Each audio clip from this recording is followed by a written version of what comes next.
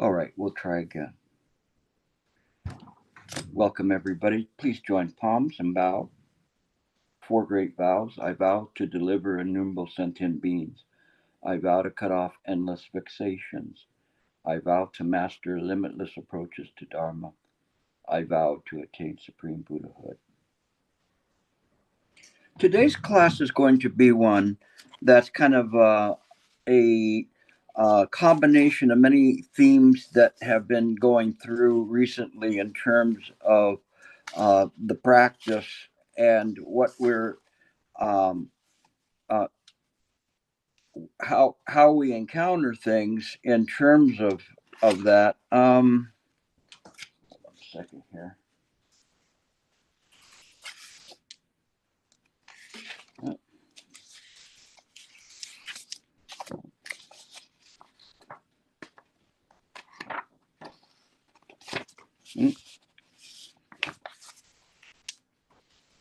I lost one of my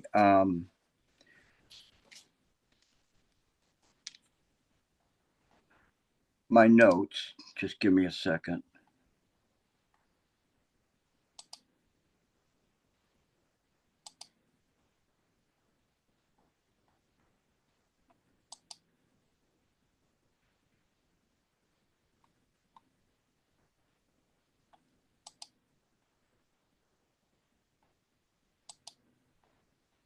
I wanted to start with a question that I received, and some comments from one of the practitioners from the Mighty Network Mindwork group, and I think it's very helpful to review this and learn from it in terms of how to practice.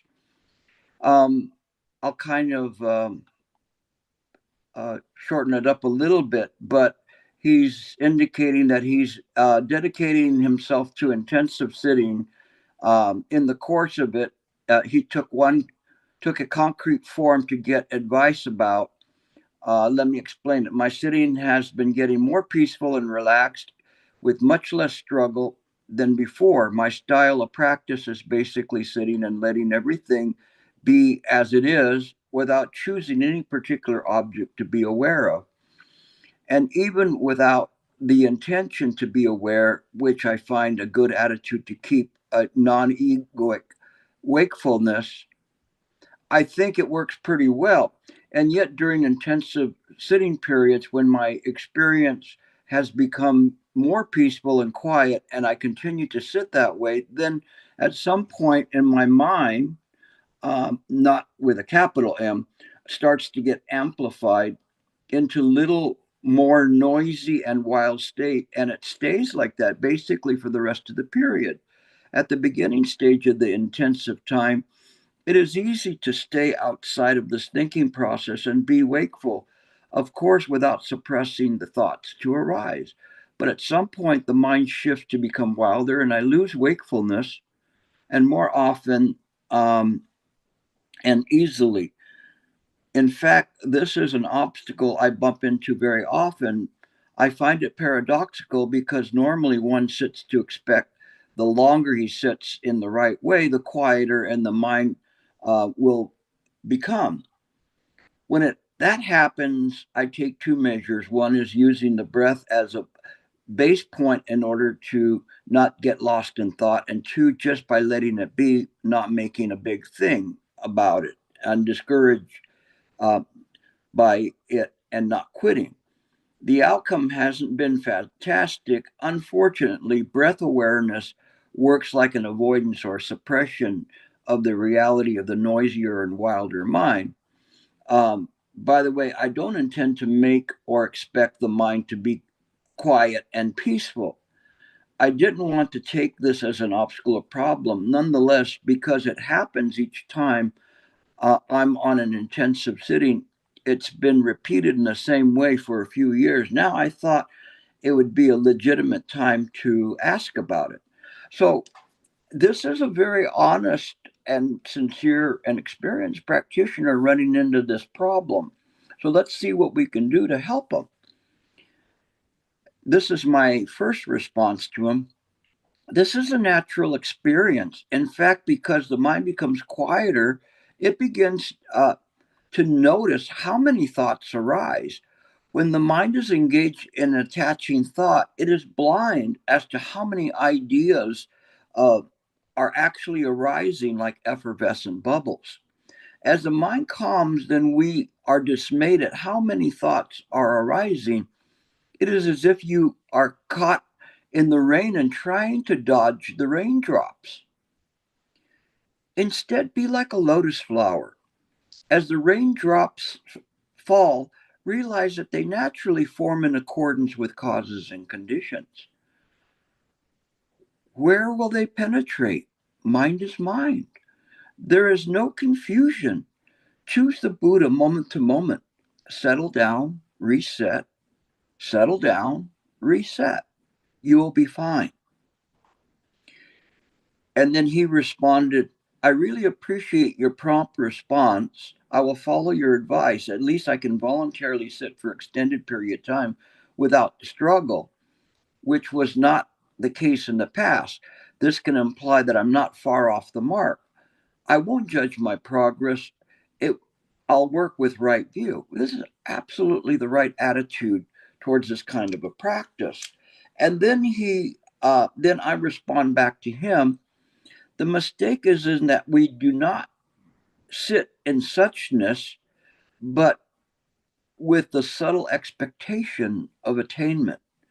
We have a conceptual impression that if we empty the mind, if we empty what an empty mind should feel like, we tie these impressions to sensations and emotions emanating from the illusory self. This is a big nescient entrenchment of ignorance, clinging to a life, being, personality, or ego. This is very subtle, and the wisdom to overcome it is very subtle as well. Sitting, just sitting, is allowing the mind to appear in its natural state. How do you define the infinite of time and space, of dwelling or non dwelling, of functioning in a dream to awaken the slumberers? It is inconceivable. Yet the self tricks the mind with this static defilement. The static defilement is the idea of a personality, life, being, or an ego, this nescient entrenchment. And I refer him to the Queen Shamala Devi's Lion's Roar Sutra. Um, It is inconceivable, yet the self tricks the mind with this static defilement. I must break through. When will I sense something? When will the consciousness stop? In the year of the donkey, the master answered. So if we sit like this, we can wait until the year of the donkey or in the year of the dragon. But when the year of the donkey, maybe we'll find out. And then I finally respond, remove the cataracts from your eyes. Then, do you see or not? So the big question is do you see or not? So that's something, excuse me, let me see if I can go back to where we're at.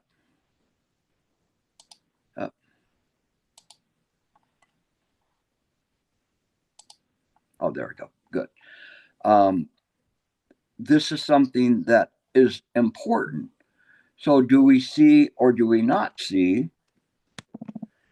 I wanted to bring up something which helps in terms of this.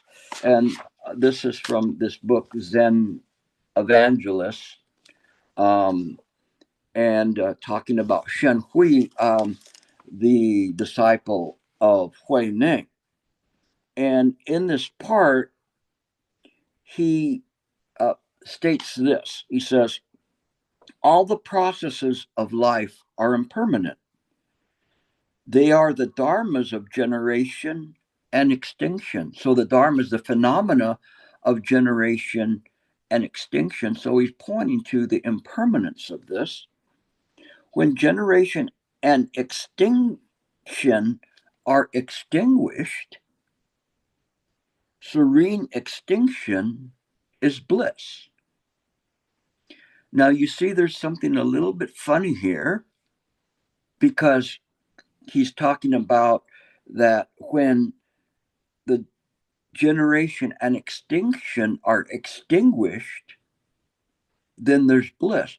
Well, isn't that talking out of the different sides of the mouth? Like saying, how can you say there's this extinguishment when we say that these things are extinguished? So how does that work? And this is interesting because what we're talking about here is when we're sitting to meditate, we want to extinguish the thought. Can we extinguish the thought? Can we extinguish the dharmas? But they're saying we neither generate them nor extinguish them. This is right view. But we cannot answer that from the samsaric side. When we answer it from the samsaric side, we are bombarded with all these thoughts coming in from all over the place, rising and falling, rising and falling. But here Sheng is saying, look, that when those are extinguished, then serene extinction is bliss. So what is this serene extinction that he's talking about? Anybody know? What is the serene extinction? Nobody know. Tori.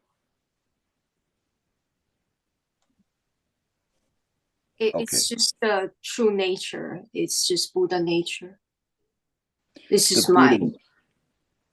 Okay. And then what would be another word for this if we're talking about this serene extinction? I don't know how to raise my hand. It's Wendy.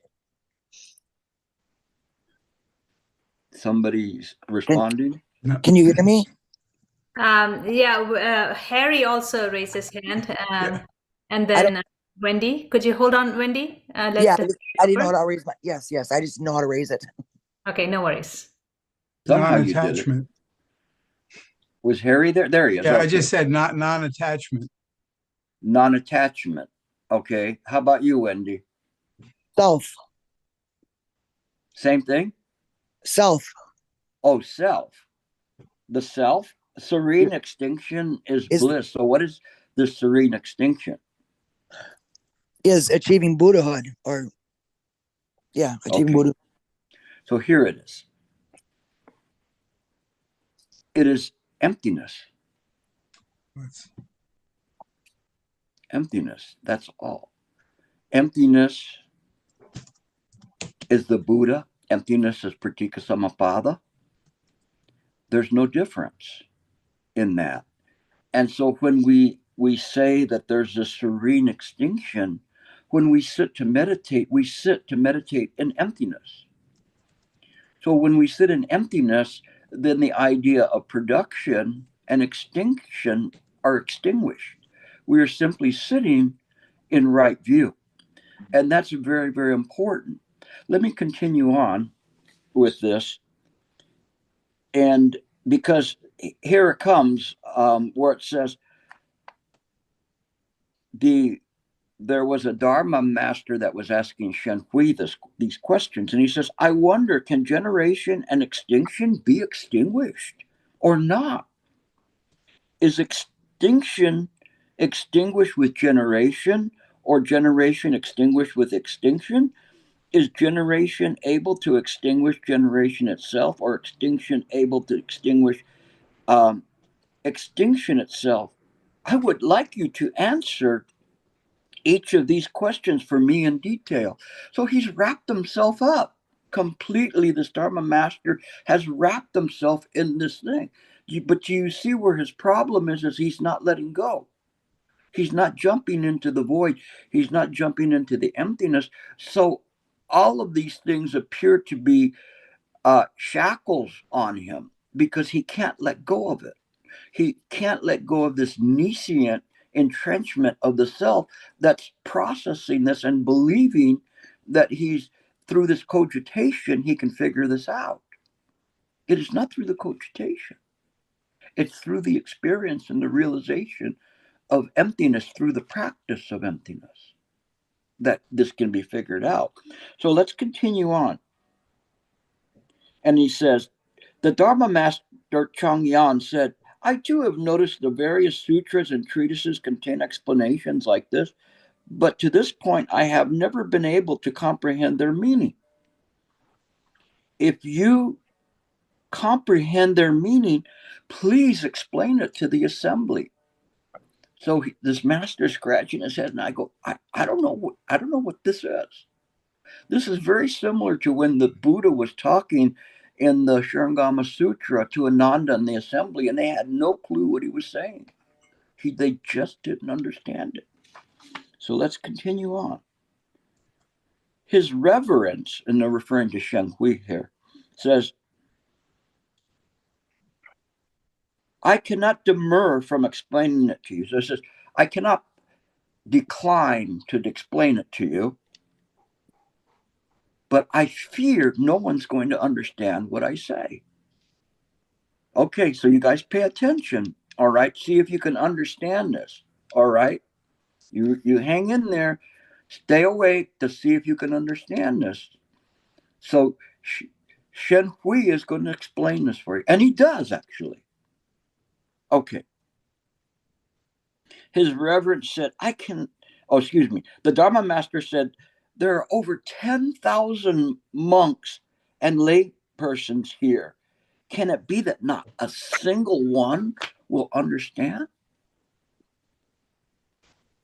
So Sheng Hui said, look, do you see or not?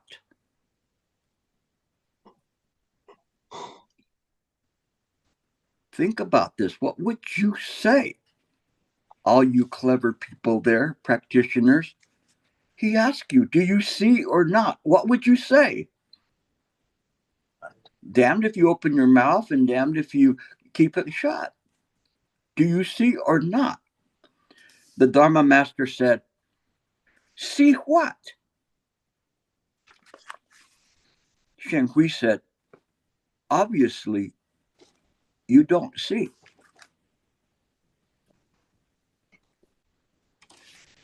When the Dharma Master heard this, he held his tongue and did not respond. To say nothing was the equivalent of declaring submission, and the followers became increasingly disappointed. The victory being determined, the monks and the lay people sighed and dispersed. Do you see or not? This is very profound. Do you see or not? What are you going to say? What say you? No, I don't see it. Anyone so clever that they want to answer this? Do you see or not? Or are you going to be one of the 10,000 that walked away just going, this is Chan. This is not easy. Who of you will be so bold to come up and express your ignorance? So you have to see it, this. But you should think about this. Do you see or not? This is what I was saying to the practitioner at the end. Do you see or not? Excuse me. Can it be said that you don't see? Or if you see, then who sees? Who sees what? Totally confused. I am going to be benevolent enough and wise enough not to speak of this more. But in this, it shows us how we should practice When we sit to meditate, we have to be very mindful about how we meditate. There's been a great emphasis on concentrating the mind. There's nothing wrong with the concentrating of the mind, but it has to be the right concentration. It just simply cannot be concentrating the mind. It's like the foolish person at the breakfast table was sitting there looking at the carton of orange juice. And the wife comes in and says, "What are you doing?" And it says, on the box, it says, "Concentrate." Is this the right concentration? Of course not. We don't use this kind of concentration. We have to understand what samadhi is. We have to understand what samatha is. Samatha is this calmness, or this great calmness that comes. And the samadhi is this highest application of this, beyond the idea of concentration. When we practice concentration, if we practice it from the Theravadan viewpoint, we practice it from the second level of trying to calm the mind.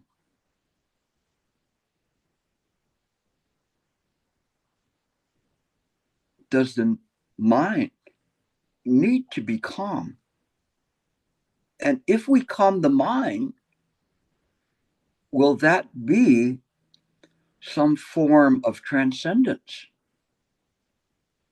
that we can take? Here is my mind right here. I can see it. You see it's right here. Oh, it's calm. It's calm. And can I calm this mind and transcend? And what would that be? Where would I go? Are you calm? Are you enlightened? Can't you see it right here? Do you see or not? Do you see or not?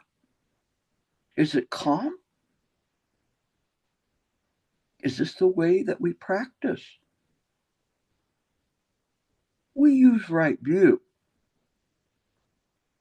I'm waking you up. So when you sit on the cushion, you know what you're doing. You're not just sitting there looking at an orange juice carton.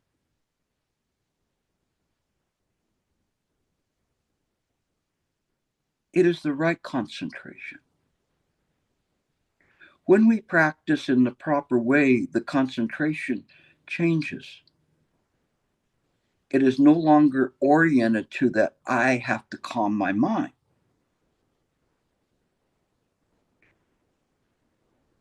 And we use Theravadan methods to calm the mind. There was a reason why from the Mahayana there was a movement away from this emphasis on samatha as this calming. Have you ever calmed your mind? Calm. Your mind is so calm. It's so quiet. And then you get on the road and somebody cuts you off and you go, "Dad, blame it. Why are you doing that? I'm going to get in front of you." And I forgot what they call it, braking in front of you. Where did the calmness go? It's gone. Sure, it must be here, right? You can see it. Can you see it or not? Cannot be answered in that way. When we sit in samadhi, we sit. Samadhi presupposes right view. This is of the Noble Eightfold Path. Right view is what we practice. And it is important that we practice in the positive way.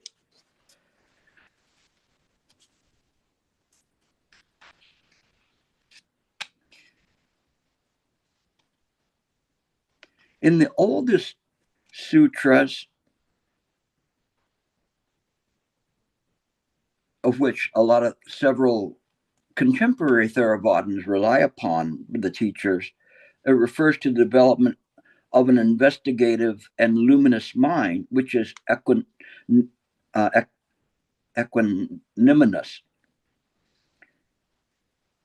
We see things in this way. The Thai forest tradition also interprets this meditative absorption or trance. And then forgive me, because a lot of times when you hear things that people are writing, they get this half right or not quite right. It's not a trance, okay? There is a meditative absorption, but what does that mean? Right view, it is self-absorption. When you sit to meditate in right view, you are aware that moment to moment, there is going to be things that are going to appear in your mind. Your legs are going to get sore. There's going to be dogs barking. There's going to be cars going by, airplanes going by, and even geese if you're up in DDRC or somewhere, and then the geese take you away. What harm is it? That's a matter of life and death. You're sitting there. Why are you listening to the geese? Do you understand geese? Who knows? Maybe the next lifetime you might join them. But it's better if you just simply sit. When I say you simply sit, there's no you. Just let the body sit. Like Shifu said, give the body to the cushion and the mind to the method. He didn't say the self to the method. He said the mind. Not your mind. Not your consciousness. And that's another thing where they always are talking about this consciousness and a higher consciousness. It's not that way. The consciousness, it too is empty, right? At least that's what the Heart Sutra said. Form, sensation, perception, volition, and consciousness. Your consciousness is empty. So sit empty. Why do you have to bring yourself to the cushion? The self is going to be there along for the ride anyway, because habitually it's always popping up. But you don't have to claim it. You don't have to say, oh, that's mine. You just have to illuminate it, understand why it is showing up, understand what appearances show up in consciousness. Don't be worried about how, if it brings all its dirty little friends with you or with it, and it comes into the mind and starts thinking about this problem and that problem, and this person slighted you and this, and you didn't get this, or you could have gotten that, but you didn't, and you know, why can't you quiet your mind? Whose mind? You see, it's a difference in terms of this. When we concentrate the mind, we concentrate it in a single-minded purpose, just simply leaving it there to follow the method. If you're in sundamenation, then the mind is just simply sitting. Mind, not ego. You are not sitting anywhere. Mind is there. It's a difference. This is first level practice. It's very interesting because as I was reading, preparing for this class and saying, oh, you know, what you should do and what you shouldn't do. And there's things in the Theravada saying, oh, you know, don't talk about these things to beginners, you know, they have to learn how to concentrate. And if they don't learn how to concentrate, they will not get this. I don't agree with that. This is not a condemnation of Theravada. It is simply why Mahayana came about. Because Mahayana pointed directly to mind. This was the Southern School of Hui Ning, the Subitism of sudden enlightenment. It's not so sudden that you're going to be there and you're waiting for it like that, but it is sudden if one applies it in the proper way. Causes and conditions never fail. The Theravadan practice was one with using the Eightfold Path so that one could obtain arhatship. Mahayana came and redesigned the Eightfold Path so that it reflected the saving of illusory sentient beings, delivering them. There's a difference there. A difference in terms of what is there, where one is trying to transform and the other one is instantly seeing that just this mind is mine. This is what happened from the very beginning, from Bodhidharma to Huika to Satsang, all the way through, going through and seeing just this mind, this ekayana. And when we sit with this kind of a mind, just this mind. You don't need to invite the self to the sitting. The self's going to be there. And as soon as it gets there, what's it going to say? You know your legs are hurting you already. You're never going to get this. And look at all these thoughts that are coming up. And whatever else. It's naturally doing these things because mind put it there. This is habitual tendencies, pratika samapada. Cause and condition never fail. But if you believe right view and you can overcome those 10,000 enemies, then the mind will just simply sit. It doesn't need to pick up anything. It doesn't need to be certified or verified. And it certainly doesn't need you to do that. It isn't in this way where things can be. I was communicating with somebody this weekend, and they were talking about somebody that was telling them, "Oh, this is not." She was telling them right view, and the people were resisting her and saying, "Oh, that this is like you think like you're enlightened or something." And she was very frustrated because they were so resistant to her of listening to right view. But Shifu once was told by one of his students, "Oh, you must be a Maha Bodhisattva." And Shifu said, "Then you must be one too." And he said, No, Shifu, I'm not a Maha Bodhisattva. And he says, "Well, it takes a Maha Bodhisattva to know a Maha Bodhisattva. So are you one?" And he says, No. The same thing. If someone is enlightened, it would take somebody who is enlightened to know if somebody else was enlightened. We don't talk in this way, but neither do we discredit people's practice as well. We just see the things as they are clearly. And I'm kind of mixing a lot of things together in this to try to get you to understand when you're sitting there, this idea of concentration is simply applying the method, putting the elements there, having this awareness. So let me continue on with this in terms of the definition of samadhi and how these different scholars see samadhi. One of them says it's a meditative absorption or contemplation.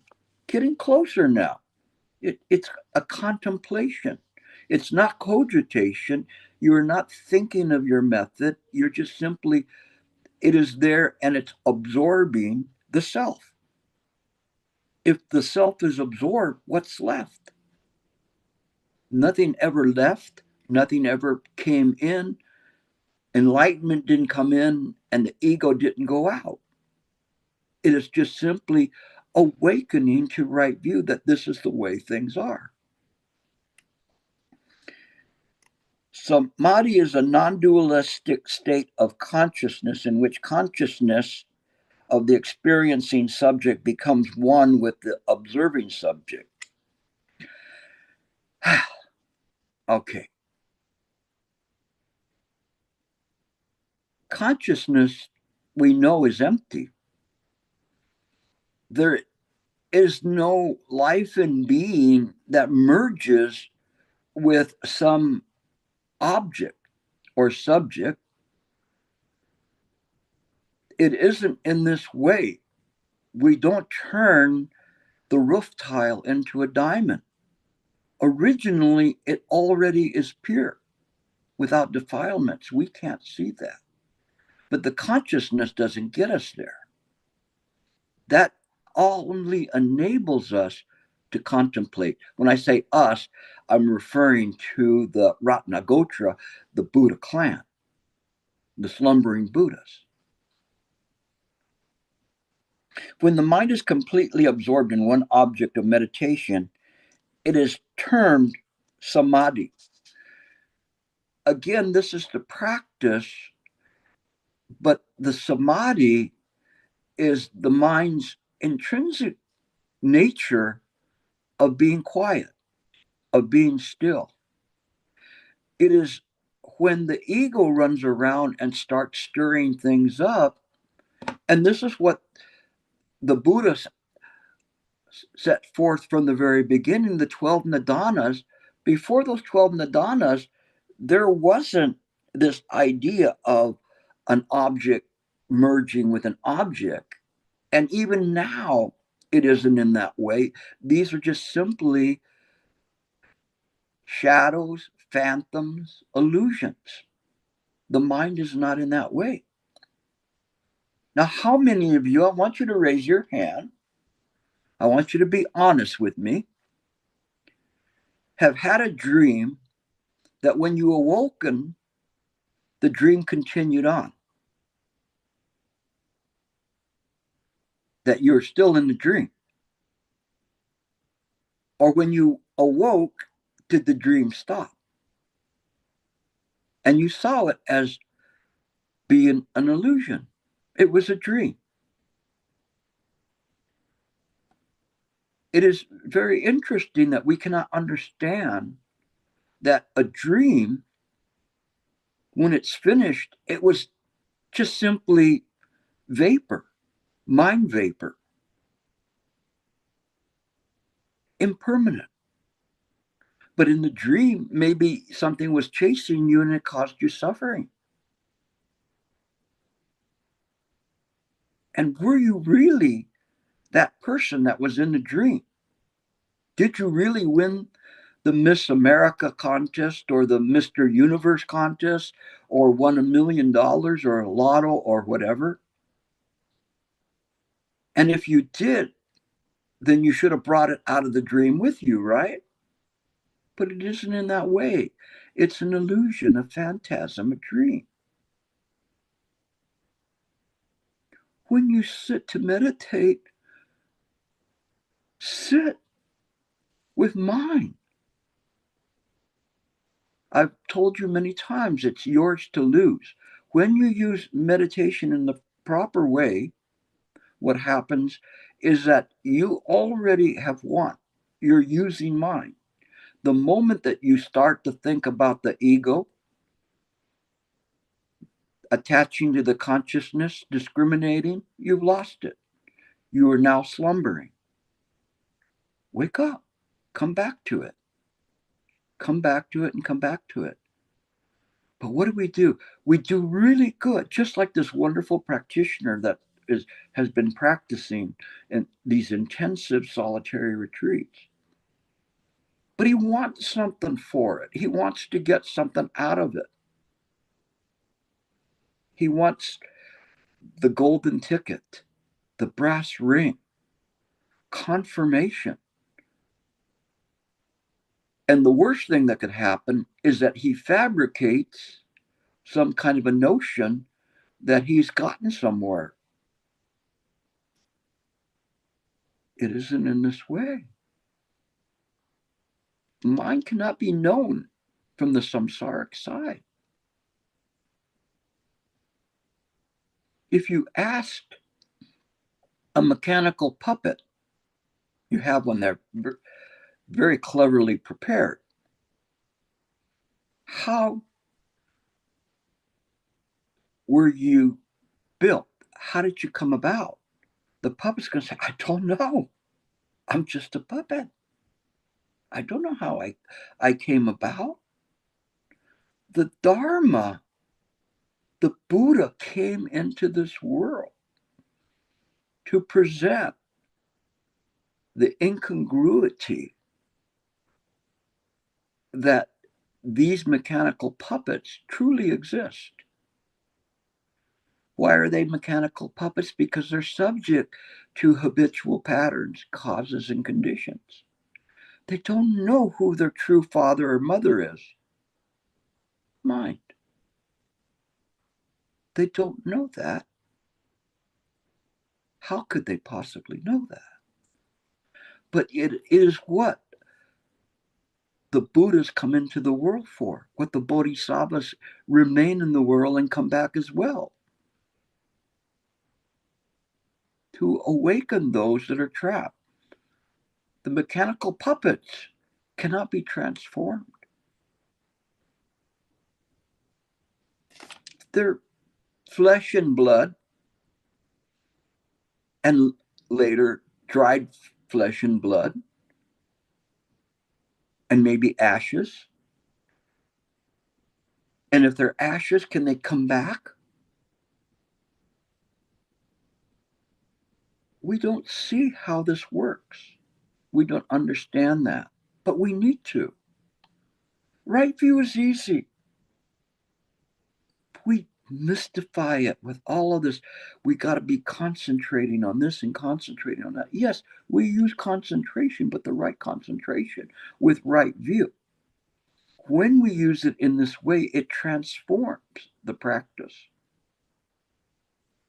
Then we can do it right. I'm not telling you that if you practice Theravada practice, that you won't get there. It just may be something that takes you much, much longer to get there. If you practice sincerely, causing conditions never fail.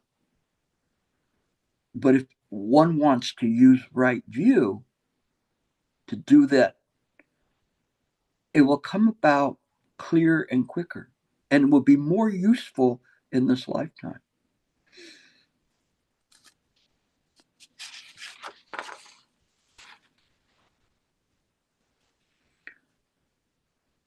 One scholar said the term samadhi basically means undistractedness. It may be viewed as an exclusive focus on a single object, but also a broader state of awareness in which the mind remains steady and unmoving, yet aware of a wide range of phenomena around the meditation object. It's aware of a wide range of phenomena around everything.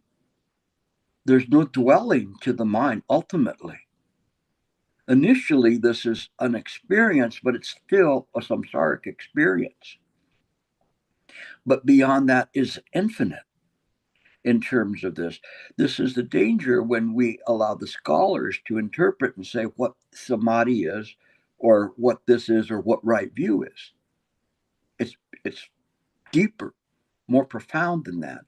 Although this one was getting there eventually, but not quite completely. According to Shankman, the related term Sita's ekagata may be rendered as one-pointedness. And so you see that a lot in the Theravada writings, this ekagata, E-K-A-G-G-A-T-A, of this one-pointedness, fixated on a single object, but also as a unification of the mind. Danger there. In which the mind becomes very still and does not merge with the object of attention, and thus able to observe and gain insight into the changing flow of experiences. That's like the tail wagging the dog. It isn't in this way. One does not gain insight through ignorance. It is allowing the mind to naturally return to its intrinsic nature that enables one to gain insight. In this way, there's neither a point or no point. The mind is able to simultaneously assess all that is arising in mind, irregardless of where it's at. There is no locale to that.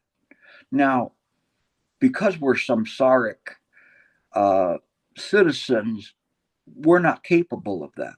Little by little, as one has realizations, one becomes more accustomed to these kinds of experiences. But one should never think, oh, I have it, or oh, this is as far as it goes. One is only just really seeing the tip of the iceberg. Dan Lusthaus. Samadhi provides the methodology and content in which to experience, within which experience is to be examined. Samadhi, by training, focusing, collecting, cleansing, and calming the mind, facilitates things being finally known and seen just as they are.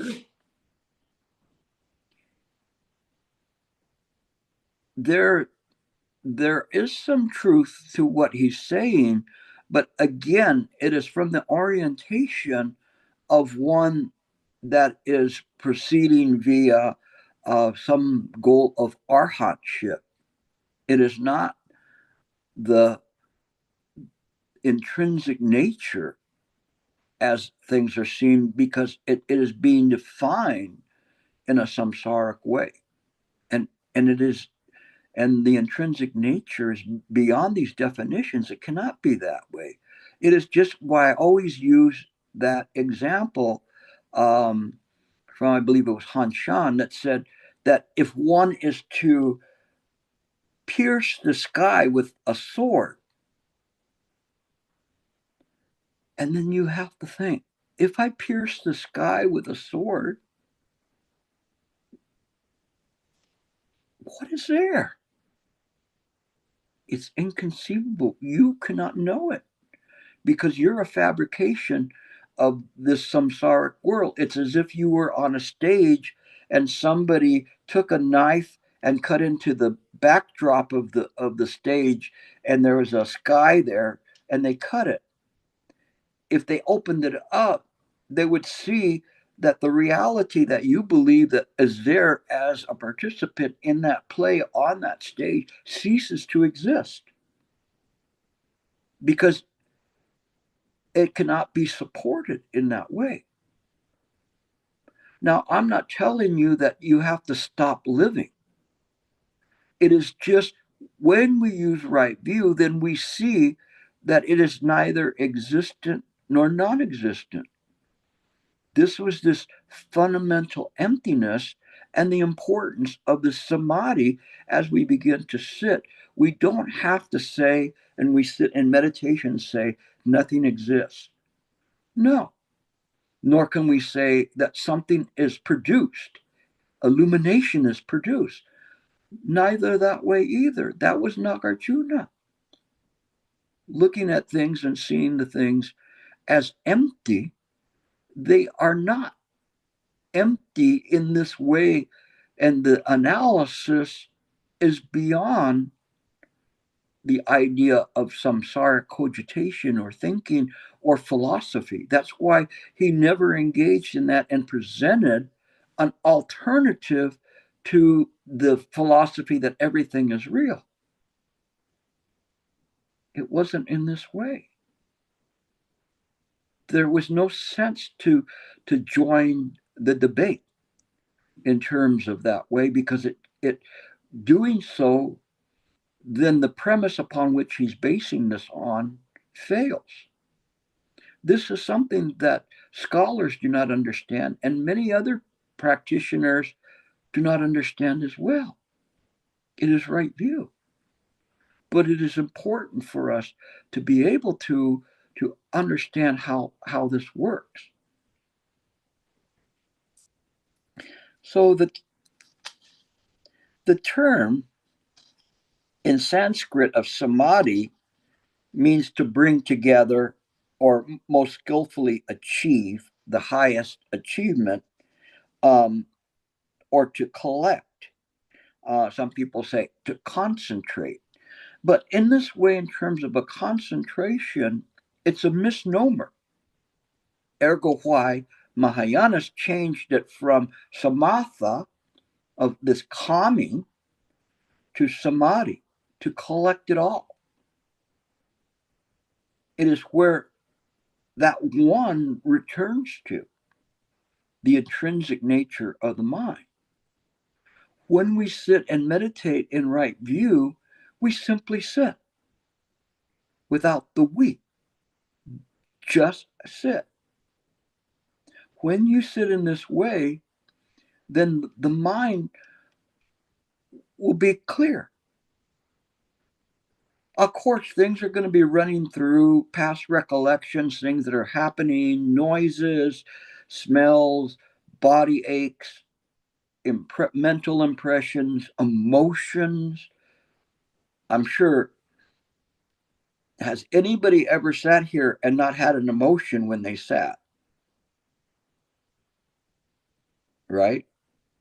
You probably go through the whole gamut of emotions there, of elation, frustration, of rejection, whatever, all these different emotions that come in. Let them all go by. Has nothing to do with you. All of them, we don't have to cast them out.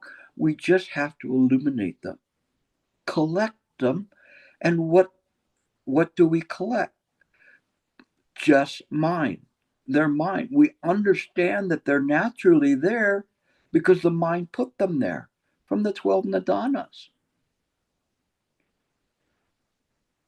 But it is that understanding, not a nihilistic way of looking at it, not a negative way of looking at it, but one has to look at it from the Madhyamaka school and this idea of the potential that this emptiness that's there from sitting generates compassion. We utilize the wisdom to generate the compassion. The compassion is there. It is not generated in the sense that samsaric consciousness is generated. It is not in that way. It is just simply that when we do not attach to anything that's going by, the natural aspect of the mind, this Buddha nature, is compassion. And it is demonstrated. It is not a thing. It is an element. And this is what's missing in terms of the Theravadan practice, in terms of this right concentration and everything. There is a term called the element that's missing in that, because they're trying to become an arhat, whereas in Mahayana, everything is empty. But in this emptiness, there is the Buddha element. That Buddha element is beyond samsaric wisdom, beyond samsaric compassion, unbridled wisdom, unbridled compassion, without using those terms. It is just part of the Buddha element. This is what's missing when we talk about concentration in this way, is that we'll get there, but it'll take us a long time to go around the mountain. But if we go directly to it, then we understand what this concentration is. Just settling the mind in mind. Not bad. Then we get there. But if we try to attach to all of these jhanas, then it will have a much more difficult time in terms of doing that. I was going to ask those from in the Chinese, what term do you use for samadhi?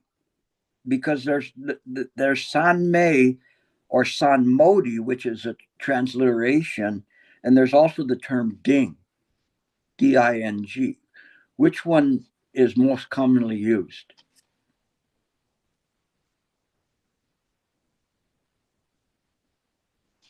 Anybody? Renee? San Mei. San Mei? Okay.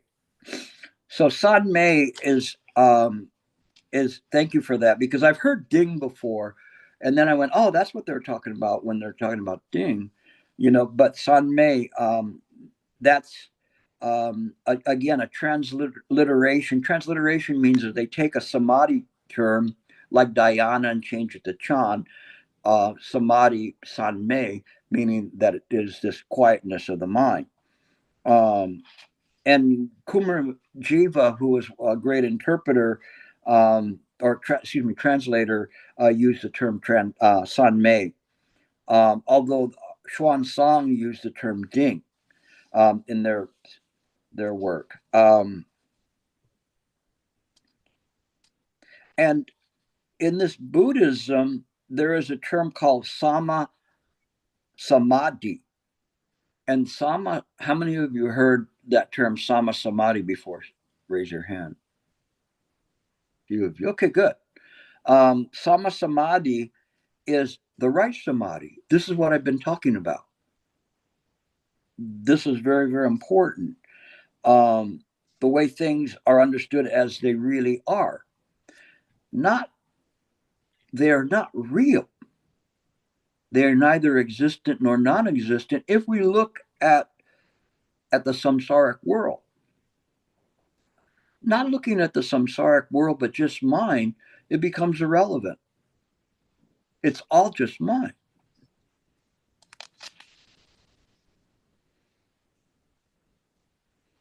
And then somebody messed it up and said it's one-pointed concentration. No, it's not one-pointed concentration. It is mind. If we have the one, it is where the one returns to. It is not in this way, because that creates this idea of a duality. And then part of this article was written from a Theravadan slant. And so they're talking about equanimity and mindfulness. And yes, you can say that in some ways, as long as we don't define those terms totally from a Theravadan viewpoint. I will stop there.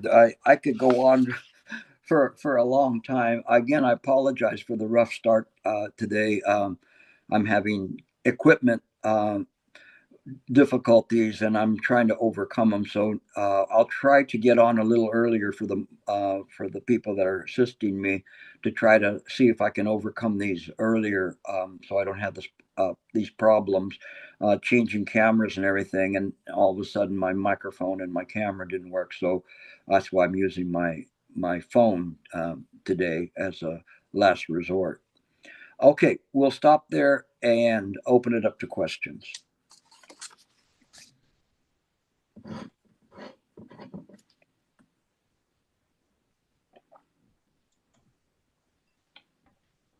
Okay, Harry. Yeah, just one thing. I think that Hui Nung in the Platform Sutra uses Ding for samadhi, and also you find it in Confucius, Ding, for settling. It's not settling the mind. It's got a different meaning there, but it's really ancient in Chinese. It's one thing. But the other thing, I was wondering, Gilbert, if you could talk a bit about contemplating the method, because I think it's one of the very useful things that you've often described. And think for that student who was choking on their expectations that you first talked about, that might be something that would be helpful to everyone. Yes, contemplation is very important in terms of an aspect of how we practice.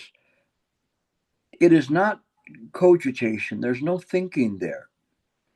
And it's very useful because when we get up off the cushion, we find that we can use this kind of a contemplation in everything that we do. We find that we can maintain the present moment by contemplation. Contemplation is just using the awareness of the mind, and in a manner in which it's clear and it does not have any attaching thoughts to it. It is simply the mind naturally resting in the present moment. We practice that on the cushion, the mind resting. If there's something that moves when we're meditating, we understand that's samsaric in origin. It was originally not mine. Mind is capable of seeing and observing all of these appearances, not just here in this samsaric world that we live in. There's people, for instance, they can see ghosts, or they can communicate people in the heaven realm, or go wherever. This is not necessarily something of great significance, but it shows that these ideas of this world is, our understanding from the samsaric viewpoint is very limited. How then more so can a Buddha travel to all sorts of different worlds? And yesterday I was studying, and it was the sutra I was studying was constantly talking about how the Buddhas can occupy so many Buddha worlds that are on a single strand of hair. To us, that is way beyond any possible conception. But to a Buddha, who is to say what is a distance from one thing to another, or a measurement, or whatever, whether it's time or space? All of that is that actually there's no distance between anything. It is why Manjusri, the dwelling place of him, is dwelling without any abode anywhere, but yet dwelling everywhere in this way, because that's the way mind is. And when we create a locale, I live in California, then I'm bound here. If I go to a northern state, especially at this time of the year, my state of mind is cold, because I'm creating the idea of a locale. But over there, I mean, I've seen like Eon, it's like 40 degrees, and Eon's in a t-shirt, you know, and I have to bring him here when it's 110 degrees and see how he does. But in any case, it is in this way. We don't see things. If we see things in this way, we create a suffering. But when we contemplate, the mind is naturally resting in its own intrinsic nature. This is the shortcut. When we contemplate, we don't cling to anything. We don't have any expectation of anything. Mind is just mind. The expectations, the attainment, all of those things are samsaric traps. We have to guard against that with right view. So that's what I would say about that. Renee. Thank you, Gilbert. Yeah, you point out very common and very important mistakes for Chan practitioners. So really appreciate. I like to check my understanding about the samsara view. Yeah, so I think it's like people in samsara world, like all egoists, try to stop, hold, or grasp something, and yeah, so we think something is good for us, so we just hold it, grasp it tightly, and don't want to move. So how to jump out from the samsara? It's like keep moving, go, go, go, and continually updating us with the real world, not like attractive or stop somewhere. And so because we continually like hold something, so it's a form the concept of ourselves. I think what we do is our practice has to be one of right view. When we see things as they are. We don't have to polish them. We just simply have to understand the nature of them. And this is why it was so important, the three marks of existence. That's not self, there's suffering, or you could call it nirvana, and impermanence. And when we see the world in this way, we're constantly reminded that this is an illusory world. It's not real. But we understand that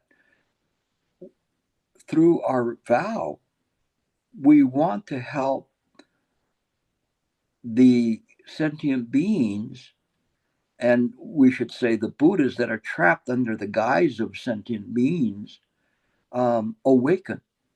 And so when we see the world in this way, it removes the uncertainty of the world. It removes the what we say, we can't make sense of this world. And sometimes it's our own personal problems, sometimes it's the world itself and the craziness and the egos and that are happening. But when we practice in this way, it makes sense of everything, little by little. But we just have to continually keep that kind of a practice to ourselves. We just keep staying awake. It is this that we do is we're awake. We're seeing that everything is appearing because of causes and conditions. These causes and conditions are how mind functions. So when we look at things, we don't see them, let's say, as some kind of an illusion that have no meaning. That would be nihilistic. We see it as something that it is manifesting in mind. Although it is impermanent, it is nevertheless not separate from mind. And as we look at this and we utilize right view, it helps us understand how this is all coming. And this is the Prajnaparamita practice, the Mahayana practice, to see the things as they are, rather than trying to polish ourselves up and dust ourselves off and do everything in this way. We look and see, originally this is an illusion, but the mind that is aware of this has never been born or created. When we sit to meditate in this way, it makes meditation easier. It makes it relevant. When we get up off the cushion, it is also relevant because we see the things and we know what to do, think, or say in the next moment. We know what needs to be done. It is in this way that you practice, okay? Thank Okay, you. Sam.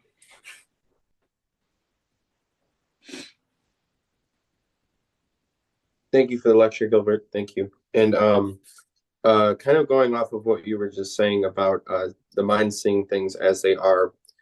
And so I was thinking about how the mind functions in the state of samadhi. And can it be said that the function of the mind in samadhi is to observe without analyzing? Because when I hear you say to see things as they are, it is seeing it before any analyzation or conceptualization or idea of what is seen comes up.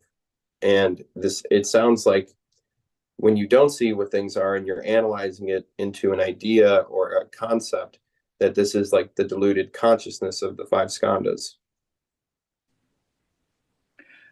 It is because we do not have experience in this way. Little by little, one gets experience that as we see things, the mind does not have a cogitation in this way. It is simply aware in immediacy, that it doesn't have to process by virtue of zeros and ones to come up to some kind of an opinion of anything. It is very interesting. The mind is liberated. And when we practice the mind in this way, there is initially choices that are presented to us. But later on, there is no choices. It's just that the mind naturally functions in this way. There's not a dualistic way of looking at things. It is just simply what needs to be said, what needs to be thought of, what actions need to be done. Naturally, without any kind of cogitation, it's spontaneous. And that's, Sam, is something that's important. And as you begin to understand it, then we know this is not a different kind of animal, a different kind of way of thinking. It's mind. And the mind is infinite in its capacity and in its ability. It is not separate from anything. And as a result of that, it's driven by its vow. And the spontaneity of it is free from defilements. So this is how one should look at that, and how we don't play like that. We don't try to play in this way. We just use this kind of a wisdom to understand that this is the way the mind works. Okay. Thank you, Gilbert. Thank you. Give it that some thought. Okay. Any other questions? There's still room. Operators are waiting.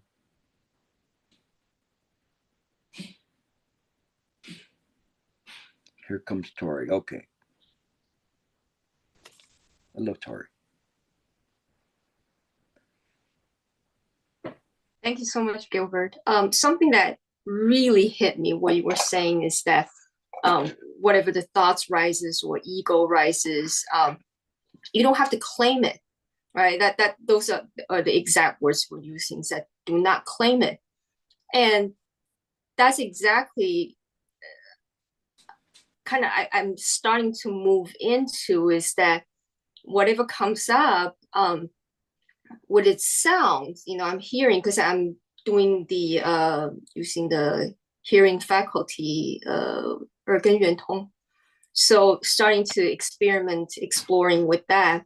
So whatever the sounds rises, there's no difference than my own thoughts, is chitter-chattering and just doing everything.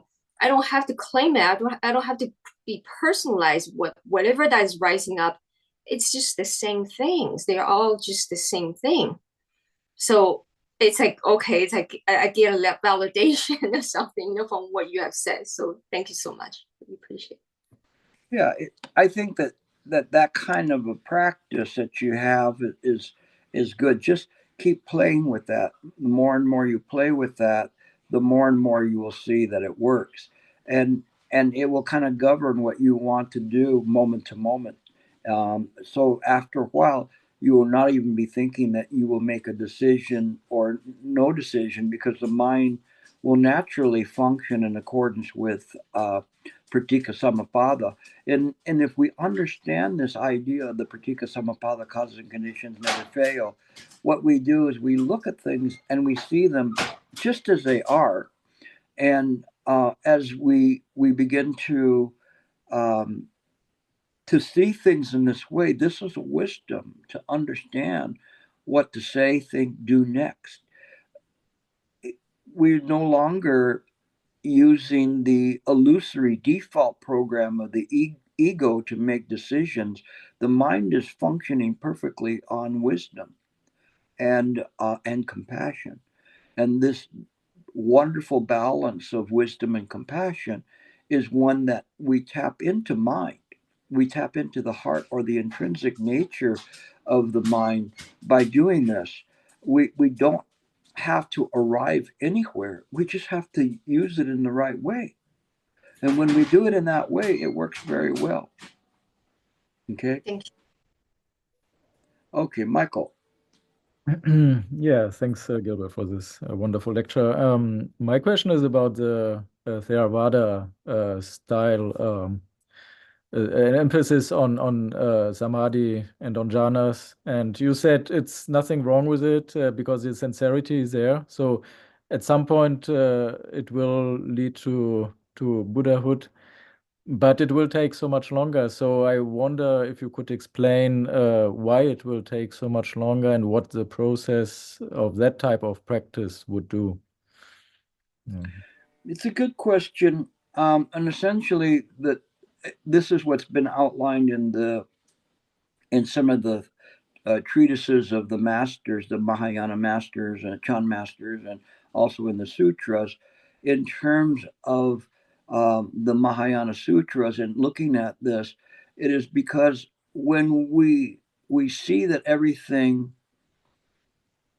coming from the viewpoint, everything is real, and that what we really want to do is become an arhat. This is the level in terms of where it goes. There isn't as strong of an emphasis on the idea of compassion, and the idea of this emptiness is one that we use to facilitate our transition to obtain nirvana. Whereas when we see the things with right view, there's not an interest in reaching nirvana.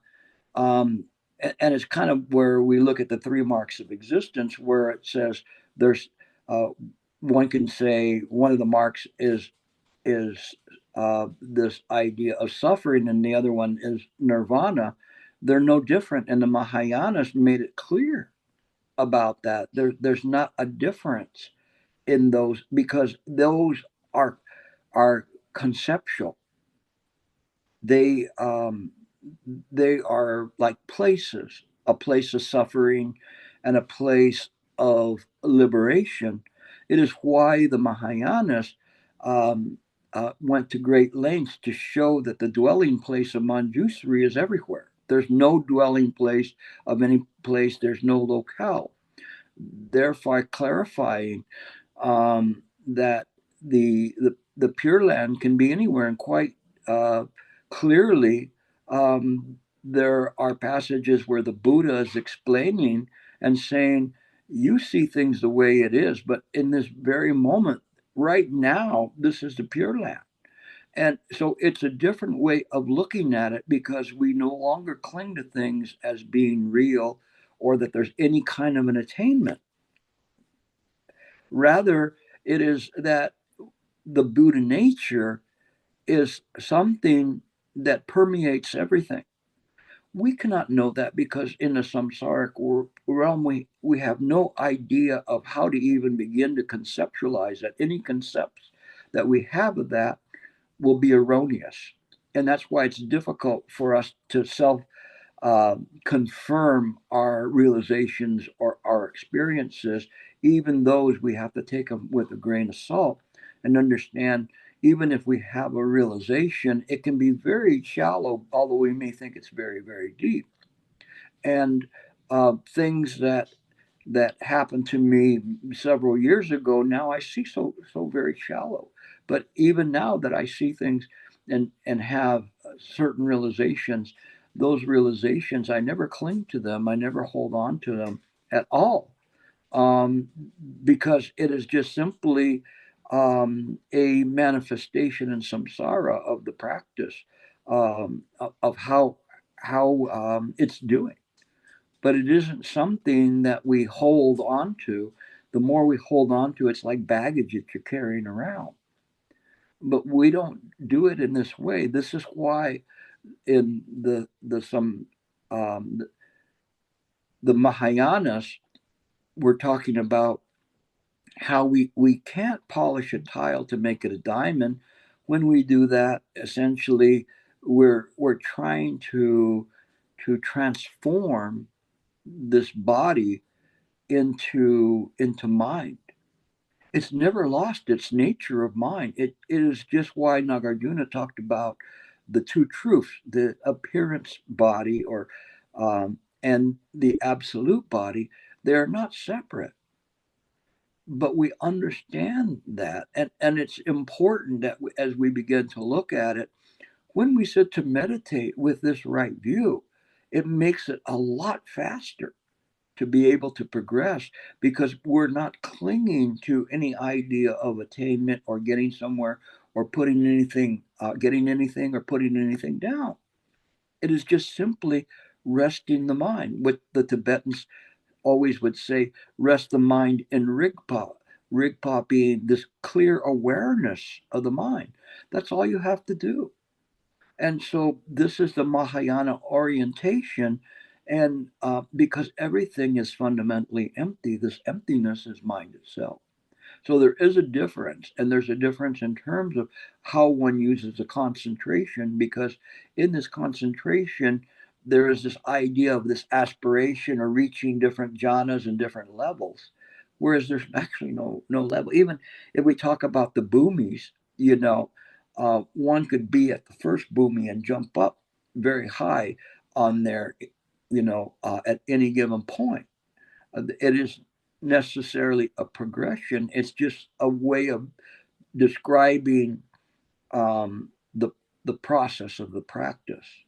But we cannot define mind from these realizations. Okay. Anything else? Anybody else? Okay. That'll be it. Again, I'm sorry that we started a little bit late, and I'll try to work out those glitches. But I'm trying to update my all of the technical equipment that I'm using, because I'm on YouTube now. So this one might not appear as good as some of them. That certainly the sound won't. But I'll try to work that out next time. On Saturday, starting at 10 o'clock, it's 10, right? I am going to be doing a dialogue with Gogan Fashe, a nun of great ability. And we're going to be talking about emptiness. And it's going to be an absolute fascinating exchange. So if some of you already know who Gogan Fashe is and have actually taken retreats with her, so this is going to be something that is going to be quite an interesting one. I've had dialogues with Goru Fashe and Goshing Fashe, and they were very productive. And I see this one as also a great way of advancing very profound Buddha Dharma in terms of emptiness. And that was her topic that she wanted to talk about. And it's quite a bit. So please join in. I think, did you give them a connection? Okay. So you have a connection there. And if not, you can find it on the Mindwork forum. So anyway, please attend, represent our group here, and I think you'll find it to be very, very fascinating. I myself do not know the whole extent of where this is going.